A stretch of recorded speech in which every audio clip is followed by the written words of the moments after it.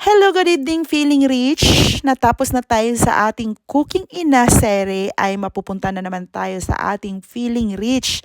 At habang magpiling-pilingan tayo kasi gagawa tayo ng ating night routine ng ating pagmumukha, ay diyan natin mapapakita na feeling tayo. Dahil excuse me ha, yung mga ginagamit sa mukha kahit mukhang lata ay mamahalin naman ang ginagamit sa mukhang lata na mukhang kukumelat. So ayun nga, real talk tayo ngayon kasi medyo assuming lang ako kanina kasi ganito yung storya na yan.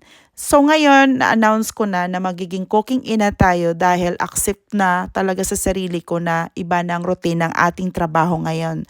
So gusto ko i-share sa inyo na kung mag-iba man ang ating feeling rich na napunta sa Coco Melat or papunta ng cooking ina dahil cooking ina na tayo ngayon pero nandyan pa rin yung feeling rich.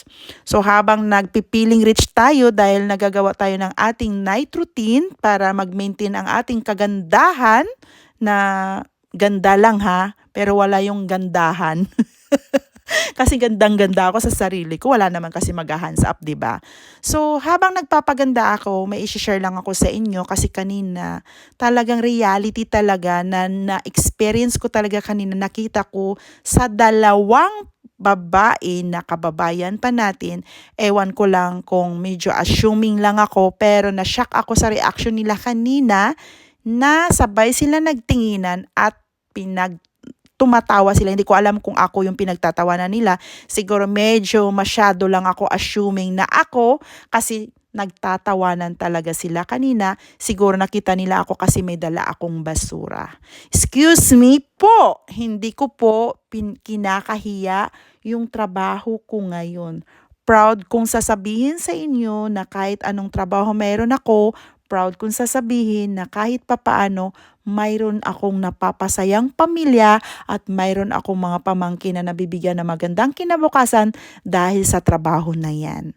At excuse me din po, bago po kayo manghusga sa ibang tao, huwag nyo muna tingnan kung anong nakikita nyo, magmasid kayo bago kayo manghusga. Yun lang pong masasabi ko kasi alam nyo sa totoong totoo lang, real talk lang to ha, lahat tayo dito, kung anong status natin dito ay nakadepende sa kung anong trabahong mayroon tayo. Lahat naman tayo dito kailangan kumayod. Kaya wag ganun. Hindi nyo ikagaganda ang pangungutya sa ibang tao. Okay? Yun lang.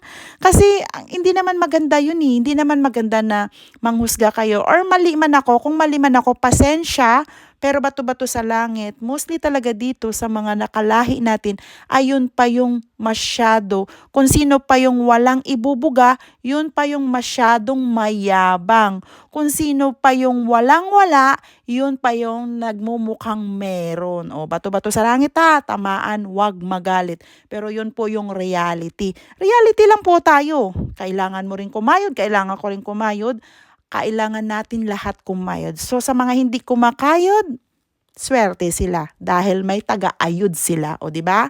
So sa atin na kailangan nating kumayod, kayod lang, walang ikakasama at walang masama sa kung anong mayroon tayong trabaho kung iyon naman talaga nakakatulong sa ating pamilya. Yun lang, good evening, bye, see you.